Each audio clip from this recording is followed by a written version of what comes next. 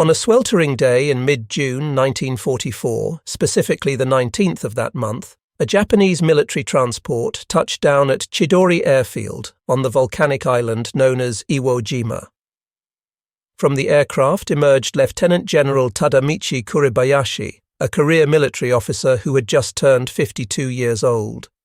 The heat struck him immediately as he stepped onto the runway composed of volcanic ash, and in his possession were orders bearing the personal signature of Prime Minister Hideki Tojo himself. These orders contained a directive as simple as it was grim. Defend this tiny volcanic outcrop, measuring merely 8 square miles, until every last soldier had perished. As Kuribayashi's eyes swept across the desolate terrain stretching out before him, taking in the imposing presence of Mount Suribachi rising to the south and the black sand that seemed to cover every surface, he grasped with complete certainty what this assignment truly represented. His wife Yoshi would later recount that upon receiving these orders, her husband had told her directly that the likelihood of even his cremated remains making it back from Iwo Jima was virtually non-existent.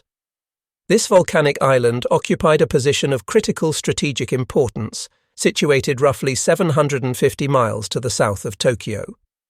Its location placed it squarely between American forces that had recently seized bases in the Mariana Islands and the Japanese home islands themselves. The island boasted 3 operational airfields that provided Japanese fighter aircraft with the capability to intercept the massive American B-29 Superfortress bombers as they flew northward to conduct raids against Japanese urban centers. Should the Americans succeed in capturing Iwo Jima, they would accomplish several strategic objectives simultaneously: eliminate this early warning system, secure emergency landing facilities for damaged bombers returning from missions, and establish forward bases from which P-51 Mustang fighters could escort bombing runs all the way to Tokyo itself. Neither Kuribayashi nor the roughly 21,000 soldiers who would eventually be stationed on this island had any way of knowing that they were about to participate in what history would record as the bloodiest engagement ever fought by the United States Marine Corps. The coming battle would span 36 days and would serve to demonstrate both the utter futility of Japan's defensive strategy at this stage of the war and the remarkable bravery of men commanded to sacrifice their lives for a cause that was already irretrievably lost. The command assignment for Iwo Jima represented a peculiar combination of great honor and certain death.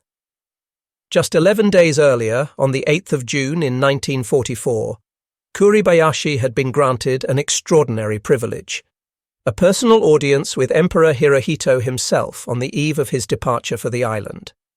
Despite this honor, historians including Kumiko Kakehashi have put forward the theory that Kuribayashi might have been intentionally chosen for what military leadership fully understood would be a suicide assignment. The general had accumulated powerful adversaries within the ultra-nationalist circles that dominated Japanese military policy during this period. His service as deputy military attaché in the United States between 1928 and 1930 had given him extensive exposure to American society. He had traveled widely throughout the country, pursued studies at Harvard University, and witnessed firsthand the staggering industrial capacity that America possessed. In correspondence to his wife, he had written that the United States represented the last nation on Earth that Japan should consider fighting, describing its industrial potential as both huge and fabulous, and characterizing the American people as energetic and versatile. This kind of realistic assessment, emerging in an era when Japanese military doctrine placed emphasis on spiritual power as superior to material resources, had earned Kuribayashi a reputation as a defeatist among hardline officers. Notwithstanding his personal doubts about Japan's war effort, Kuribayashi approached his new assignment with the professionalism and innovative thinking that characterized his career. As he began conducting inspections of Iwo Jima's existing defenses, he quickly recognized the complete futility of adhering to traditional Japanese defensive doctrine. The garrison forces had been engaged in digging trenches along the beaches in accordance with standard practice, which emphasized defending at the water's edge, contesting every landing attempt, and dying gloriously on the beaches themselves. Kuribayashi immediately ordered this work to cease. He had conducted careful studies of American amphibious assaults on Tarawa, where Japanese beach defenses had been completely obliterated by naval gunfire before Marines ever set foot on shore. He had analysed the catastrophic defeat at Saipan, where pointless banzai charges had squandered thousands of Japanese lives without meaningfully delaying American victory. Iwo Jima, he determined, would be defended differently. Kuribayashi intended to implement a revolutionary defensive strategy centered on defense in depth, utilizing fortified positions constructed deep underground that would be designed to survive even the heaviest bombardment and inflict maximum casualties over an extended duration. Instead of attempting to prevent the Americans from landing on the beaches, Kuribayashi would permit them to come ashore, draw them inland away from naval gunfire support, and then systematically destroy them from prepared defensive positions that neither naval bombardment nor aerial attacks could reach. He directed his engineers to commence construction of an elaborate network of underground fortifications, making use of the island's natural cave systems and the volcanic rock that formed its geological foundation. A full quarter of the entire garrison was assigned to excavation duties, representing a massive allocation of manpower that drew immediate objections from subordinate officers who believed soldiers should be engaged in combat training rather than tunnel digging. According to accounts from his former chief of staff, the general frequently emphasized that America's productive capacity exceeded Japanese imagination, that Japan had initiated a conflict with a formidable enemy, and that they must prepare themselves accordingly. The engineering undertaking that developed over the subsequent months constituted one of the most sophisticated defensive fortification projects of the entire Pacific War. Mining specialists were brought from Japan to design the underground network, creating detailed blueprints for tunnels positioned at multiple levels to ensure adequate ventilation and minimize the destructive effects of explosions occurring near tunnel entrances. By the time February 1945 arrived, Japanese engineers had successfully excavated approximately 18 kilometers of interconnected tunnels linking defensive positions across the entire island. Soldiers assigned to tunnel construction duties labored in temperatures that ranged between 30 and 50 degrees Celsius, as the volcanic rock radiated intense heat that transformed the underground passages into suffocating ovens. Men regularly collapsed from heat exhaustion in these subterranean conditions. Fresh water remained in desperately short supply, with available quantities limited to whatever could be transported by submarine or by surface vessels that had to run the gauntlet of American submarine patrols. The northern slope of Mount Suribachi alone contained several thousand yards of interconnected tunnels. The primary command bunker, positioned in the northern highlands near the village of Kita, was located 20 meters beneath the surface and consisted of multiple chambers linked by 150 meters of connecting passageways, where Kuribayashi established his headquarters and war room. The garrison defending Iwo Jima represented a cross-section of Japan's military forces at this advanced stage of the war. The core combat element consisted of the 109th Division, comprising approximately 13,000 army personnel organized into two independent mixed brigades. The 2nd Independent Mixed Brigade, under the command of Major General Kotao Osuga, numbered roughly 5,000 men, while the 145th Infantry Regiment, commanded by Colonel Masuo Ikea, contributed 2,000 soldiers. Naval forces totaled approximately 7,500 personnel from the 27th Air Flotilla under the command of Rear Admiral Toshinosuke Ichimaru. Unlike veteran formations that had seen action in China or during the early Pacific campaigns, many of these defenders were recent conscripts possessing minimal combat training. Some were middle-aged reservists called back to service as Japan exhausted its manpower reserves. Others were support troops and administrative personnel now pressed into frontline combat roles as the Empire's strategic situation continued to deteriorate. Among the most distinguished officers present was Colonel Baron Takechi Nishi, who commanded the 26th Tank Regiment. Born into the nobility on the 12th of July in 1902, Nishi had achieved international fame by winning a gold medal in show jumping at the 1932 Los Angeles Olympics. subsequently becoming something of a celebrity in Hollywood social circles, where he developed friendships with stars including Charlie Chaplin, Douglas Fairbanks, and Mary Pickford. His widow would later recall that he had been profoundly despondent following Pearl Harbor, recognizing that war with America represented strategic madness, but feeling bound nonetheless by duty to serve. On the 18th of July in 1944, while his regiment was sailing from Busan, Korea, toward Iwo Jima, the transport vessel carrying Nishi's unit was struck by a torpedo fired from the American submarine USS Kobia. All 28 of the regiment's tanks plunged to the bottom of the Pacific Ocean. Nishi returned to Tokyo to requisition replacement equipment, managing to secure 22 new tanks. During this brief visit to the home islands, he made a final trip to visit his beloved horse Uranus, the mount that had carried him to Olympic glory years earlier.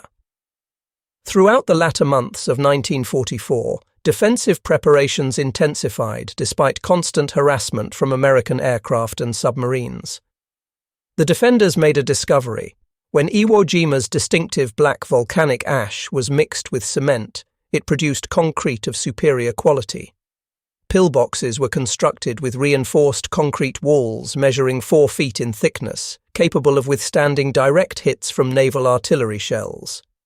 The Japanese installed approximately 300 anti-aircraft guns across the island, along with 33 naval guns ranging in caliber from 4.7 to 6 inches, 438 artillery pieces, 69 anti-tank guns, and Nishi's 22 replacement tanks, which were dug into fixed positions and buried up to their turrets to serve as fortified artillery emplacements rather than mobile weapons. Gasoline-powered generators were installed to provide electricity for radios and lighting in the underground facilities. Hundreds of concealed artillery and mortar positions were emplaced across the island's terrain. Japanese defensive preparations had transformed virtually every part of Iwo Jima into a potential killing zone, designed so that any location could be subjected to defensive fire from multiple concealed positions simultaneously. Kuribayashi's defensive philosophy represented a fundamental break with Japanese military tradition. He explicitly prohibited banzai charges, those mass frontal assaults that had characterized Japanese defensive tactics throughout the Pacific War, where soldiers would launch suicidal attacks that fulfilled cultural expectations regarding honorable death but accomplished absolutely nothing from a military standpoint. Kuribayashi argued persuasively that charging headlong into American guns constituted suicide, devoid of purpose. Instead, every Japanese soldier on Iwo Jima received orders stipulating that he must kill at least 10 Americans before dying himself. The objective was not victory, which everyone understood to be impossible, but rather maximum attrition of enemy forces. This strategic approach created profound divisions within the officer corps. Vice Admiral Sadaichi Matsunaga openly challenged Kuribayashi over the defensive plans, wanting to establish strong positions along the beaches and directly contest the American landing. Kuribayashi relieved Matsunaga of his command, replacing him with Rear Admiral Ichimaru, who proved more willing to coordinate naval forces with army defensive plans. By December 1944, Kuribayashi had established the 11th of February 1945 as the target date for completion of all defensive preparations. Despite ongoing harassment from American submarines and aircraft, additional personnel continued to arrive through January. The final garrison strength totaled somewhere between 21,000 and 23,000 men. However, supply levels remained woefully inadequate for the mission at hand. The defenders possessed ammunition sufficient for only 60% of what military doctrine considered necessary for a division-level engagement. Food supplies were calculated to sustain the garrison for 4 months at maximum. Fresh water remained critically scarce throughout. Approximately 1,500 Japanese troops had been lost when their transport ships were sunk by American submarines while en route to the island, never even reaching the battlefield where they were to fight. Daily life on Iwo Jima during the period before the invasion was characterized by unrelenting work, insufficient supplies, and mounting tension. Soldiers lived in caves and tunnels, sleeping on bare volcanic rock, breathing air tainted with sulfur fumes. The island had earned its name from the volcanic gases that permeated everything. No trees grew anywhere on the island, no vegetation beyond scrub grass managed to survive. The heat was absolutely relentless. Men developed heat rash, dysentery, and various tropical diseases. Medical supplies were severely limited. Poor nutrition combined with unsanitary conditions took a horrific toll on the garrison's health, with many soldiers succumbing to disease before American forces ever arrived. Yet despite these conditions, Kuribayashi insisted on sharing all hardships equally with his men, refusing any special privileges of rank. According to testimony from former subordinates, General Kuribayashi regularly visited wounded enlisted men in the hospital facilities, behavior virtually unprecedented for an officer of the General Staff. When water rations were reduced due to shortages, Kuribayashi accepted the same meagre allocation as the lowest-ranking private in his command. Kuribayashi's correspondence home during this preparatory period revealed a thoughtful individual who loved his family deeply, worried intensely about their future welfare, and accepted his own approaching death as a necessary sacrifice. In a letter to his wife Yoshi written in November 1944, he stated that she must not expect his survival, that the enemy would likely land on the island soon, and that once they did, the garrison must follow the fate of defenders on other islands that had fallen. These words demonstrated unequivocally that Kuribayashi harbored no illusions whatsoever about his personal fate or the battle's ultimate outcome.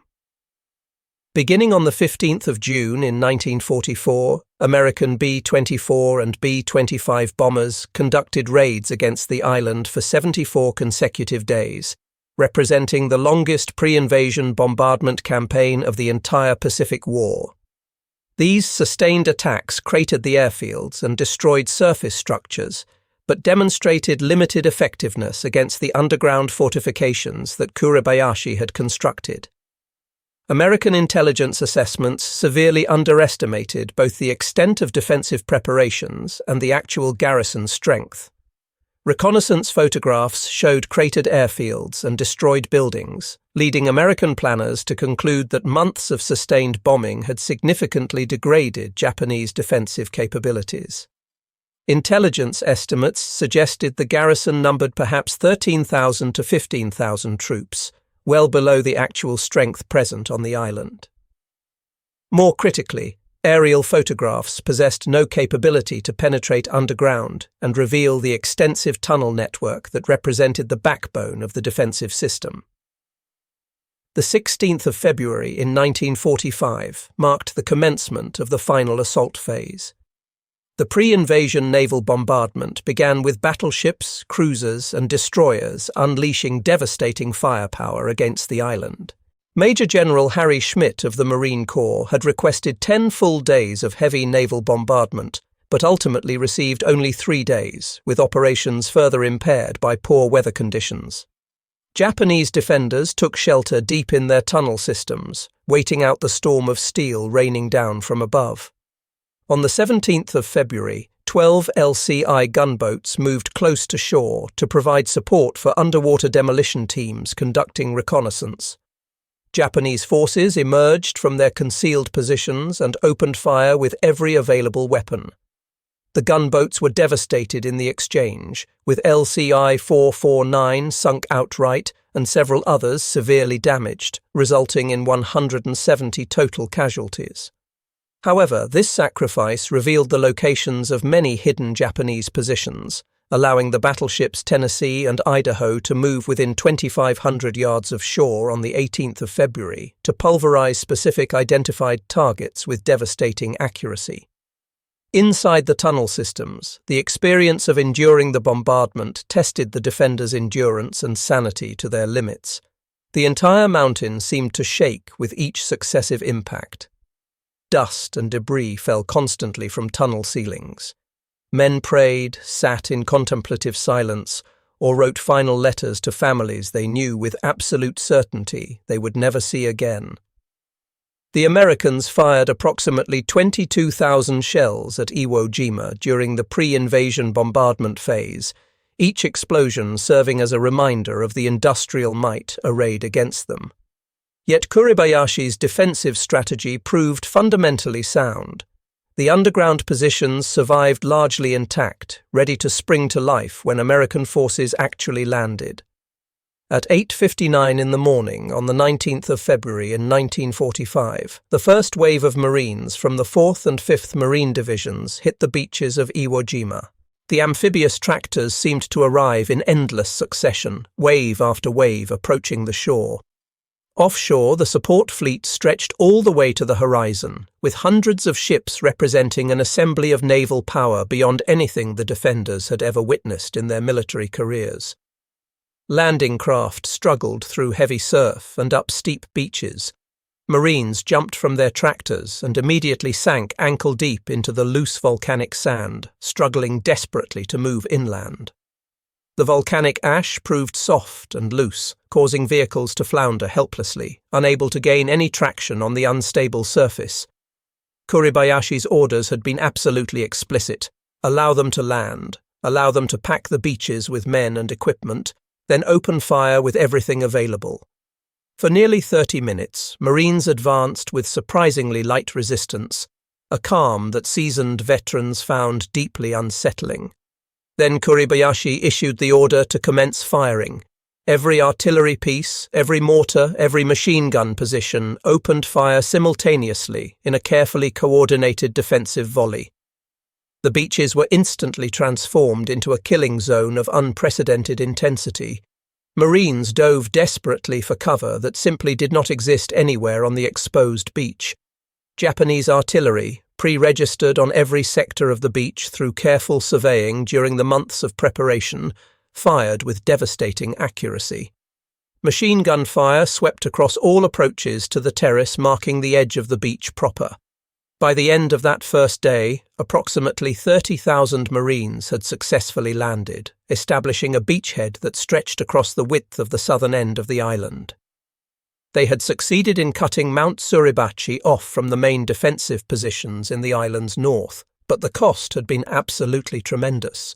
Over 500 Marines had been killed and more than 1,800 wounded on this first day alone. That first night, Marines prepared themselves mentally for the massive banzai charges that had become a characteristic feature of previous Pacific battles. But Kuribayashi's standing orders explicitly forbade such wasteful attacks. The night passed with only minor probing attacks, leaving Marines confused but grateful for the reprieve.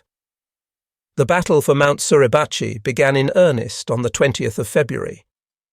The 28th Marine Regiment initiated the slow, brutal process of systematically reducing Japanese defences position by position. Marines advanced literally yard by yard, employing flamethrowers to clear bunkers, explosives to collapse tunnel entrances, and grenades to eliminate defenders entrenched in pillboxes. Japanese forces fought stubbornly from their prepared positions, falling back through connecting tunnels when positions became untenable, then emerging to fight again from completely new angles of attack. Colonel Kanehiko Atsuchi, commanding the Mount Suribachi garrison of approximately 1,800 men, conducted the defence with considerable skill and unwavering determination. By the 23rd of February, after 3 days of continuous brutal fighting, a Marine patrol finally reached the summit of Suribachi. They raised a small American flag at 10:20 in the morning, triggering enthusiastic cheers from Marines across the entire beachhead who could observe the flag flying. Later that same day, a second patrol transported a larger flag to the summit to replace the first one. Associated Press photographer Joe Rosenthal captured this second flag raising in what would subsequently become one of the most iconic and recognizable images of the entire Second World War. But for Japanese defenders who remained alive in the tunnel systems beneath the mountain, the appearance of the American flag meant only that the battle would continue underground in even more desperate circumstances. Isolated groups of soldiers would continue fighting in the Suribachi tunnel complex for weeks after the mountain's surface had been officially declared secured by American forces. The main Japanese defensive positions were concentrated in the northern part of the island, where Kuribayashi had deliberately focused his strength in terrain that naturally favored the defender. The northern highlands consisted of broken, irregular ground, ravines, rocky ridges, and countless caves that had been systematically transformed into an engineered killing zone, featuring mutually supporting defensive positions. Marines gave these northern strongpoints names that reflected the absolute horror of fighting in these positions: the Meat Grinder, Turkey Knob, Hill 382, the Amphitheatre, Bloody Gorge. Each designation represented a complex of heavily fortified positions that could only be reduced through direct frontal assault at tremendous cost. The 3rd, 4th, and 5th Marine Divisions attacked these positions simultaneously, advancing with agonizing slowness against fanatical resistance. The fighting in northern Iwo Jima introduced American forces to the full horror of Kuribayashi's defensive system in its most refined form. Japanese positions that appeared completely destroyed would mysteriously come alive with renewed fire hours or even days later, as defenders emerged from hidden tunnel entrances to reoccupy bunkers that Americans believed had been neutralized. Marines developed highly specialized tactics specifically for tunnel warfare, employing flamethrowers to clear connected underground chambers and explosives to collapse entire tunnel sections. Flamethrower teams became absolutely essential to forward progress, despite suffering staggering casualty rates approaching 92%. Marine tank battalions found their M4A3R3 flame tanks in constant, overwhelming demand. By the battle's conclusion, the 5th Marine Division's flame tanks were expending between 5,000 and 10,000 gallons of napalm on a daily basis. As February transitioned into March, the Japanese defensive position became increasingly desperate with each passing day. Casualties mounted relentlessly. Food supplies dwindled to literal starvation rations. Water became so desperately scarce that men suffered from severe dehydration even while actively engaged in combat.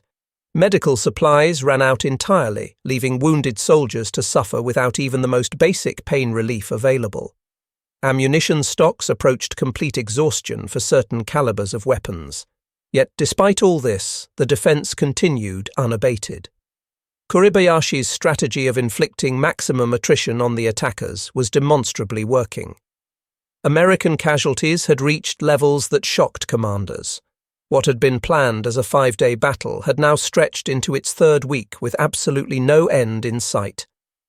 Baron Nishi's tank regiment, having lost all its tanks either destroyed or immobilized, now fought as infantry from prepared defensive positions in the northern highlands. American forces were aware that Nishi was present on the island. Intelligence officers broadcast appeals directed at him to surrender, pointing out that the world would deeply regret losing such a celebrated international figure. Nishi never responded to these appeals. He remained with his men, sharing every hardship, maintaining discipline and morale even as the tactical situation became utterly hopeless. On or about the 22nd of March in 1945, Nishi was killed in action. The exact circumstances of his death remain unknown to this day. His body was never identified among the thousands of Japanese dead scattered across the northern highlands. Some historical accounts suggest he committed ritual suicide according to samurai tradition. Other accounts indicate he died while leading troops in direct combat. Nishi was posthumously promoted to the rank of colonel and awarded the Order of the Rising Sun, 3rd class, gold rays with neck ribbon. By mid-March, American advances had compressed the remaining Japanese forces into an area of less than 1 square mile at the extreme northern tip of the island. Kuribayashi's command structure remained remarkably intact, with communication lines still functioning effectively through the tunnel network. On the 17th of March, the general transmitted his final message to Imperial headquarters in Tokyo. He reported that the battle was approaching its end, that the strength under his command had been reduced to approximately 400 men, that tanks had penetrated their final defense line at various sectors, and that they were now under attack at their last stronghold. He stated they continued to fight and expressed regret that they could not have defended the island successfully. His earlier message, transmitted on the 16th of March, had been even more emotionally poignant. He had written that he was deeply sorry because he could imagine the scenes of disaster throughout the empire, but that he took some small comfort in witnessing his officers and men dying without regret after struggling in this inch-by-inch battle against an overwhelming enemy equipped with numerous tanks while being exposed to indescribable bombardments. The Americans formally declared Iwo Jima secured on the 26th of March in 1945, exactly 36 days after the invasion had commenced. But actual fighting continued for weeks beyond this official declaration. Japanese soldiers sealed in isolated cave systems continued resisting, emerging under cover of darkness to scavenge desperately for food and water. American forces systematically sealed tunnel entrances with explosives, pumped seawater into cave systems to drown or flush out defenders, and used grenades and flamethrowers to clear underground positions one by one. The last organized resistance concluded with Kuribayashi's death, believed to have occurred on the 26th of March when he personally led a final attack against American positions. On the 25th of March in 1945, 300 of Kuribayashi's remaining men mounted a final banzai attack, violating the very order that had defined the general's entire defensive strategy throughout the battle. Kuribayashi's body was never recovered or positively identified. Rear Admiral Ichimaru also perished during this final period of desperate fighting. The casualty figures shocked both nations when they were finally compiled. American forces suffered 26,038 total casualties, including approximately 6,821 deaths. Marine casualties specifically totaled 5,931 killed in action, died of wounds, or missing in action and presumed dead. This represented more than twice as many Marines as had been killed in the entirety of the First World War. An additional 209 deaths occurred among Navy corpsmen and surgeons who had been assigned to Marine units. Approximately 19,217 Marines sustained wounds of varying severity. This battle represented the only major Pacific engagement where American casualties actually exceeded Japanese casualties in absolute numbers, though Japanese combat deaths were still 3 times higher than American deaths. For Japan, the cost proved even more catastrophic in proportional terms. Of the approximately 21,000 defenders originally present on the island, only 1,083 survived the battle. A mere 216 were actually captured during the fighting itself, with the remainder emerging from caves and tunnels during the weeks and months that followed. 2 Japanese soldiers remained in hiding until the 6th of January in 1949, nearly 4 full years after the battle had officially ended, finally surrendering after years of surviving in the tunnel system by scavenging at night. The strategic value of capturing Iwo Jima ultimately justified the terrible cost in lives, though this assessment remained controversial for years afterward. By the war's conclusion, 2,251 B-29 bombers had made emergency landings on the island, a figure that translates to saving an estimated 24,761 airmen who would otherwise have ditched in the Pacific Ocean or crashed while attempting to reach bases in the Marianas. The very first B-29 to make an emergency landing was a bomber named Dynamite, which touched down on the 4th of March in 1945 while fierce fighting still raged in the Northern Highlands. P-51. Mustang fighters based on Iwo Jima subsequently began escorting bombing raids all the way to Tokyo and other major Japanese cities. The island served as an invaluable base for air-sea rescue operations, allowing much faster response times to downed air crews throughout the region. The Battle of Iwo Jima produced 27 Medals of Honor, more than any other single battle in the entire history of the Marine Corps, with 13 of these awards made posthumously. Fleet Admiral Chester Nimitz, commenting on the extraordinary nature of the battle, famously stated that among the Americans who served on Iwo Island, uncommon valor was a common virtue. The battle conclusively demonstrated that Japanese forces could still inflict terrible casualties even when facing overwhelming American material superiority and numerical advantage. Kuribayashi's innovative tactics proved that determined defenders fighting from properly prepared positions could extract a horrific price from any attacker regardless of their advantages. American military planners, extrapolating from the casualty rates experienced on Iwo Jima, projected that a full-scale invasion of the Japanese home islands would produce hundreds of thousands of American casualties if Japanese forces employed similar defensive tactics on a vastly larger scale. These grim projections contributed significantly to the ultimate decision to employ atomic weapons against Hiroshima and Nagasaki rather than launch Operation Downfall, the planned conventional invasion of Japan.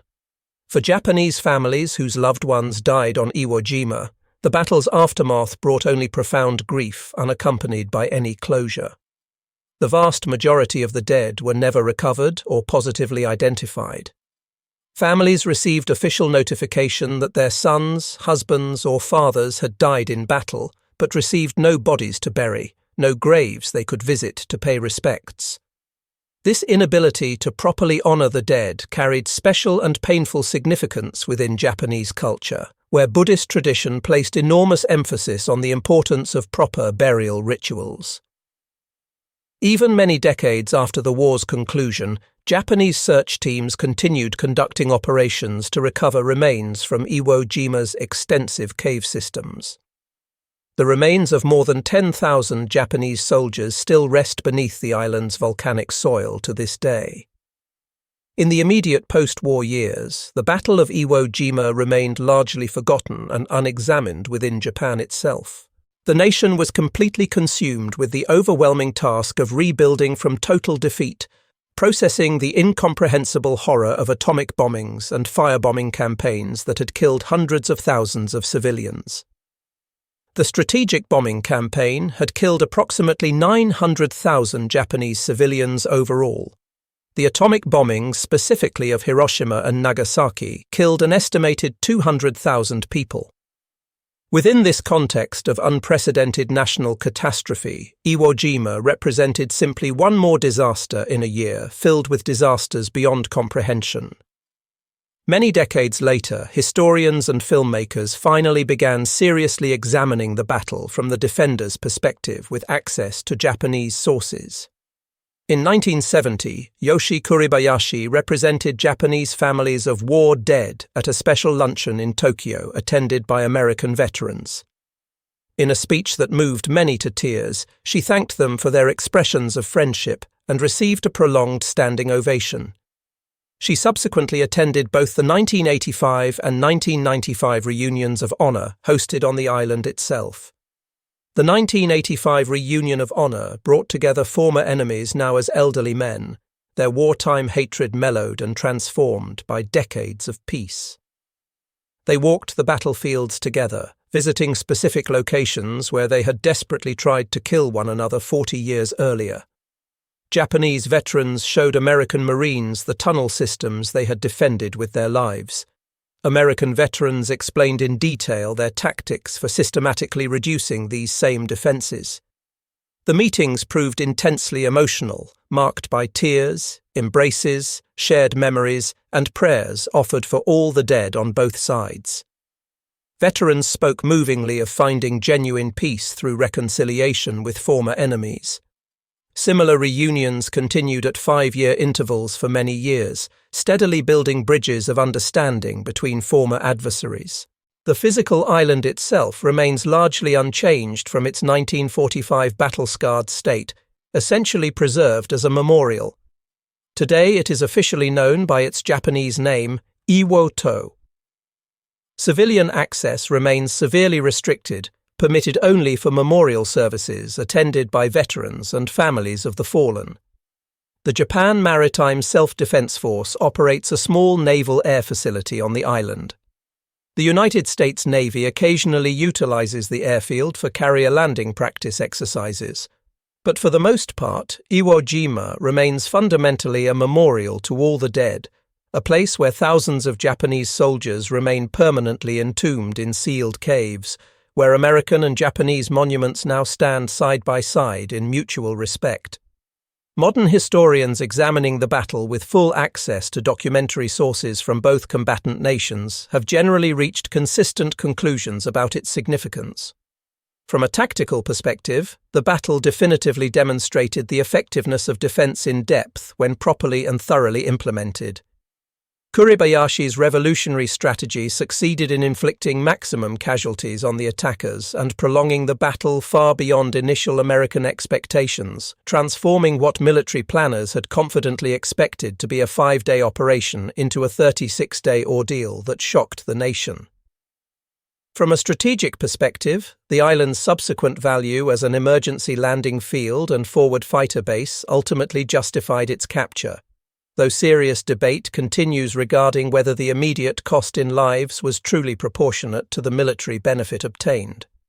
The battle simultaneously showcased American industrial might and logistical capability while demonstrating Japanese tactical skill, remarkable engineering prowess, and the absolute determination of defenders fighting from properly prepared positions. Cultural memory of Iwo Jima differs quite markedly between the United States and Japan. In America, the battle occupies an iconic status in military history, exemplified by Rosenthal's famous photograph and the Marine Corps War Memorial erected in Arlington, Virginia. Every single Marine learns extensively about Iwo Jima during basic training. In Japan, public awareness remained surprisingly limited until 2006, when director Clint Eastwood's film Letters from Iwo Jima brought renewed widespread attention to the battle from the defenders' perspective. The film, shot entirely in Japanese with Japanese actors, represented a serious attempt to present the battle authentically through Japanese eyes. The screenplay drew heavily on General Kuribayashi's published letters and the book So Sad to Fall in Battle by historian Kumiko Kakehashi. Tactical innovations that were developed and refined during the Battle of Iwo Jima went on to influence military doctrine for many decades following the war. Combined arms tactics became firmly established as standard military practice. The critical importance of specialized weapons systems for reducing heavily fortified positions received formal recognition. Tunnel warfare techniques that were pioneered on Iwo Jima would subsequently be employed in later conflicts, most notably in Vietnam, where Viet Cong forces employed remarkably similar underground defensive systems to great effect. The battle demonstrated conclusively that even overwhelming firepower combined with numerical superiority could not eliminate the fundamental need for infantry soldiers to physically close with and destroy enemy forces occupying fortified positions. General Kuribayashi's personal letters written from Iwo Jima provide extraordinary and unique insight into his state of mind as the American invasion approached with inexorable certainty. His extensive correspondence with his wife Yoshi and his children revealed a devoted family man who loved them deeply, who accepted his own approaching death as absolutely inevitable, and who desperately hoped that his sacrifice might somehow protect them and the nation. In one particularly moving letter, he expressed the underlying philosophy that sustained him through the ordeal. He wrote that if their children could live safely for even one more day, it would justify the one more day that the garrison defended this island. This profound belief sustained Japanese defenders throughout the absolute hell of the battle's 36 days. Whether the prolonged defense truly protected the homeland for any meaningful length of time remains open to legitimate debate among historians.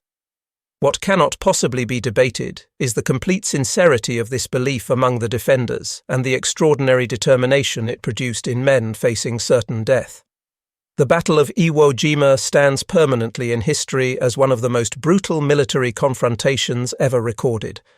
A 36-day struggle where approximately 27,000 men were killed or grievously wounded fighting over an 8-square-mile volcanic island in the middle of the Pacific Ocean. It demonstrated with terrible clarity the horrific price of modern industrialized warfare, the remarkable courage of individual human beings caught in circumstances utterly beyond their control, and the genuine possibility of reconciliation and mutual respect, even following the most brutal and bitter conflicts imaginable. General Kuribayashi, Baron Nishi, Rear Admiral Ichimaru, and the thousands upon thousands of Japanese soldiers whose individual names history never recorded and never will, all fought with extraordinary courage for a strategic cause that was already irretrievably lost. Following military orders they possessed no authority to refuse, dying for a homeland that would ultimately be preserved not by their sacrifice on this distant island, but by Japan's unconditional surrender that came just 4 months later. The island itself stands today as a living monument to all who fought there, its distinctive volcanic rock forever associated in human memory with one of the Second World War's bloodiest and most desperate battles. The extensive tunnels that once provided shelter to desperate defenders now shelter only fading memories and the physical remains of those who never left the island. The beaches where Marines struggled desperately through volcanic sand on that February morning are quiet now, disturbed only occasionally by visiting veterans or academic researchers coming to pay their respects to the fallen. Lieutenant General Tadamichi Kuribayashi died exactly as he had lived throughout his military career, with personal honor intact, with courage undiminished, and with unwavering commitment to duty regardless of personal cost. His physical body was never found despite extensive searches, but his historical legacy endures powerfully in the letters he wrote to his beloved family.